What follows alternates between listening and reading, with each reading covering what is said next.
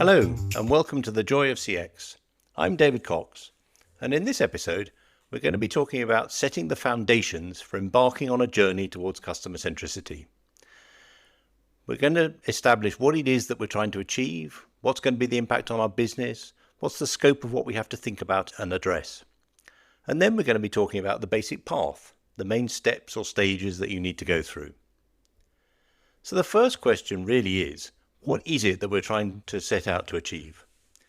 I think the key thing here is that very simply, we're trying to create a branded experience, an experience that's unique to us as a business, and one that goes beyond delivering at a functional level and actually starts to create emotional connection with customers. So first of all, what do we mean by delivering at a functional level? This is the classic thing that we often refer to as meeting customer expectations or delivering a frictionless experience. You know, the sort of thing. Customer expects a delivery within 24 hours and they get it every time. They expect a certain amount on their bill at the end of the month and that's exactly what they get, no more, no less. They expect to be able to manage a complaint entirely through the app and so on. So this is very much this idea of frictionless functional delivery against exactly what customers expect. And to be honest with you, doing this well does take you an awfully long way to delivering a great experience to customers. But it doesn't take you far enough. And I think this is the key point, that even if we're doing all of those things, we're still at that position where customers are thinking, yeah, they're okay, quite like them, not a bad company. But if we're trying to deliver true customer centricity, we have to go beyond that. We have to go beyond the head and into the heart. The advertising industry worked out very early on that as consumers, we're not rational. We make decisions based on our feelings more than logic. So we have to build an experience that taps into that and makes that emotional connection with customers. So delivering at the functional level gets us to the, they're pretty good. But if we want to get true customer loyalty, we have to step into they're amazing, I love them. At the risk of being a bit cliche for a moment, we're talking about not having customers, but having fans, people who rave about you at dinner parties, who get tattoos of your logo and so on. You know, I came across a stat the other day, I think it was from the telecoms industry, that said that somewhere in the region of 70% of customers who had recently changed operators had scored their previous operator 7 or 8 out of 10 in their satisfaction survey.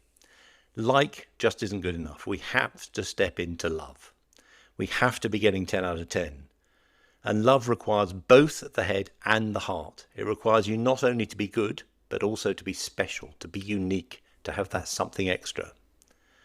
So that's what we're trying to achieve. We're trying to build on a platform of functional delivery, meeting customer expectations, being frictionless, all of those good things, and then going a step beyond that into creating emotional connection by delivering a unique, differentiated, branded experience. If we're really going to set about achieving that, then we have to recognize that this is going to impact pretty much everything that we do as a business. We'll have to think about every dimension. And just by way of a route into thinking about what the impact this will have on our business, it's often helpful to ask some simple questions, a kind of self-reflection, to understand a little bit about where you are and what this transformation might look like. So if we think about the various different dimensions of a business, if we start with the most obvious, the customer dimension, if you're being honest with yourself, could you actually articulate what really matters to your target customers? And equally, do you have a clear vision of who your target or ideal customers actually are? Do you know really how customers feel about the experience they receive today? And do you know the real reason they leave, beyond the classic they got a better offer somewhere else, and into what drove them to even be thinking about that in the first place? Or equally, what is it that makes them stay? What are the drivers of loyalty? If we look at the brand dimension, obviously customer experience and brand go hand in hand. To me, CX can often be thought of as the operationalization of the brand identity in real life. So are you really clear what differentiates you for your customers? Do you know what's unique about your brand positioning? And are you certain that this is what customers actually value? And more importantly, are you really certain that the actual experience you're delivering to customers matches with that brand promise? You know, is the actual reality the same as the billboard? If we look at it from an operational point of view, one question we should always ask ourselves is there one single point of ownership of the customer experience across the customer journey? Is there somebody in your organization who's genuinely responsible for the end-to-end experience at all stages to ensure consistency and coherence? Or is it shared out across multiple different parts of the organization, different people, different departments, and as a result is disjointed, disconnected?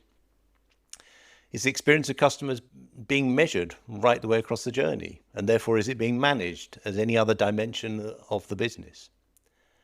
And really critically, are the objectives of your organization, the day-to-day KPIs that people are chasing, are those actually aligned with the experience that you're trying to deliver?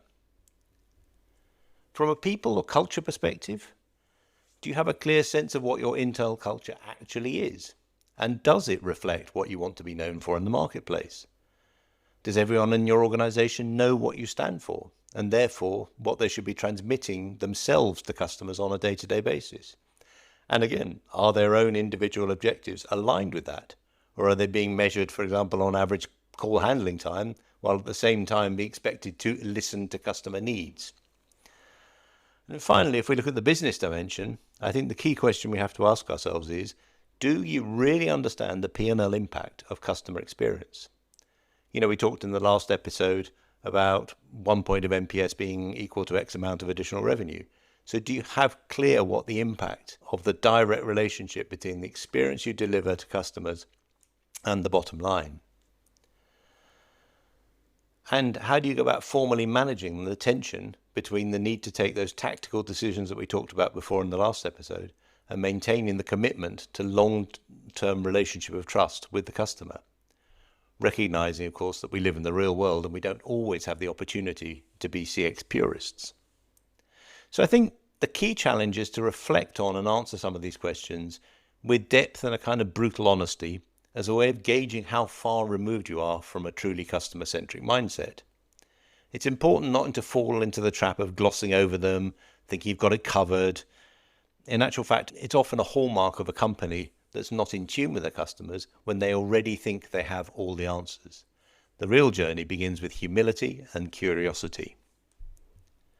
So if after a bit of self-reflection and soul-searching, we come to the conclusion that we're not as customer-centric as we should be, the question then becomes, so what's the route to take us there? What is the basic approach for driving that transition towards the nirvana state of actually having a truly differentiated experience and customers who love you forever? We'll go through all of this in a lot more detail as we go through the episodes in this podcast. But today I just wanted to set out the 3 basic pillars, the 3 phases, if you like, that any organization needs to pass through in order to achieve lasting transformation and really embed a customer-first ethos. The first phase is related to what we talked about a bit earlier. It's about delivering functional excellence. Over the years, I've come to the conclusion that it's absolutely vital to start here. We have to start with what you might call fixing the basics. Before you can move on to creating emotional connection and all those good things, we really need to make sure we have laser focus on not doing stuff that annoys our customers. And I say that very deliberately. So this is all about making sure that we have a clear picture of our customer journey and we're understanding what we're doing to customers along that journey. And primarily understanding the pain points that they're experiencing from their perspective. We need to find out from our customers what's really pissing them off, regardless of what we think they should be concerned about. And we need to feed that knowledge back into the operations of the business so that we focus all of our continuous improvement activity on fixing the things that cause the most pain to most customers according to them. It's really, really important to start here before we get carried away in thinking about creating positive experiences. To use a somewhat unpleasant example I've used a few times, there's no point in putting a chocolate on the pillow in the hotel room if the sheets are dirty. You have to make sure you've got Wi-Fi that works, a fully stocked minibar and so on, before you can even start thinking about the added value stuff like turn down services and complimentary slippers. So phase 1 is about delivering functional excellence. Typically to deliver a kind of frictionless experience, often with a lot of digital solutions and so on. It's asking customers, measuring the experience, identifying pain points, and embedding operational management so that you drive to reduce those things that are causing the most pain to most customers.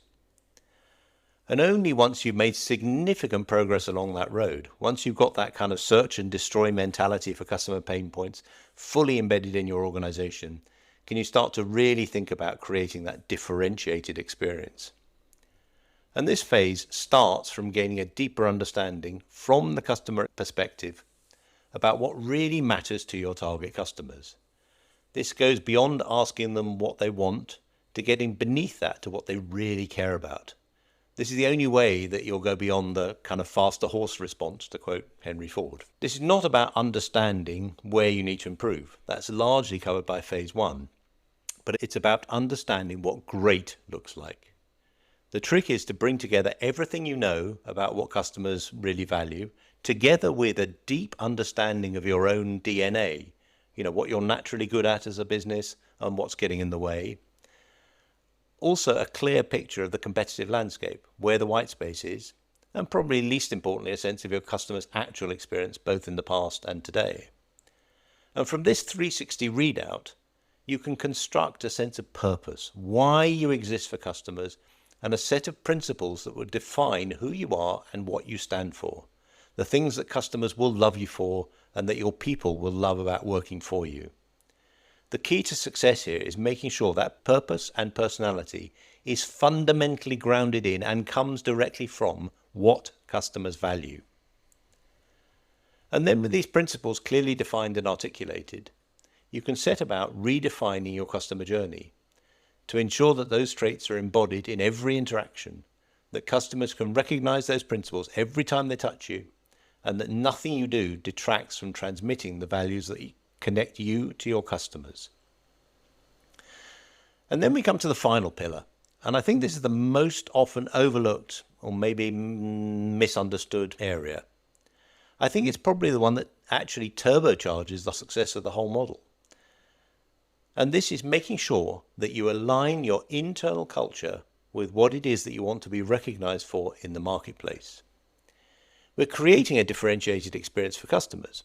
And what we need to do is to try to make sure that the experience we want to be transmitting to our customers is what we also live and breathe day in, day out in the organization.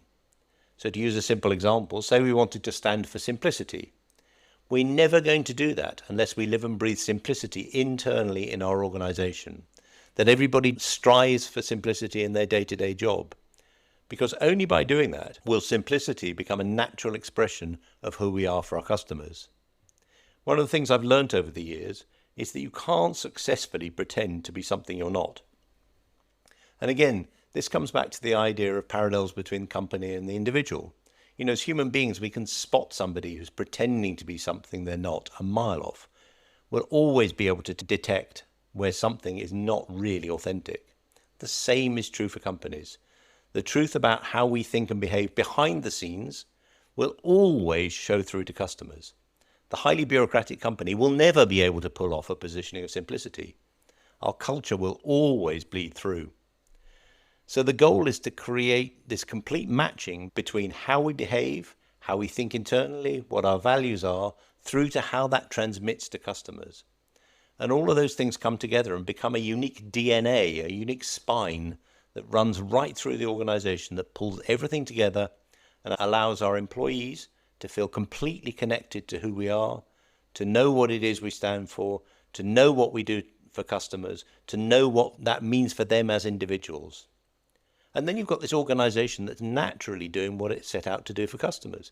We're no longer trying. We've moved away from the kind of wishy-washy idea of we need to be more customer-centric to a world where we're now naturally behaving in a way that is meaningful to customers. To use the earlier example, we're creating simplicity. And that's a lot more direct, a lot more precise, a lot more tangible for people and the organization as a whole to drive towards than a vague notion of being more customer-centric or somehow being nicer to customers, which we all know can mean almost anything to anybody. So those are the 3 steps, and they're very much in that order. You've got to start by cleaning your house. You've got to start by removing all the blocks that you have in place that get in the way of making connection to customers. As companies, we've got to learn to stop doing the equivalent of leaving our wet towels on the floor or loading the dishwasher all wrong. And then the next episode, we're going to go into a lot more detail about the mechanics of how to go about that, what we actually need to do to make that a reality. And once we've got that humming, once we've got an organization that's really listening to customers, understanding their issues, working continuously to reduce pain, then we can move on to creating a differentiated experience. one that makes emotional connection to customers. And then finally, we can start to align our internal culture with that positioning. So we've got this consistent, coherent character that's authentic and that customers will fall in love with. So that's the basic approach. In the next episode, as I say, we'll start to talk about the basics of delivering functional excellence and then move on to the mechanics of the other phases in later episodes. Many thanks for listening and hope to see you soon.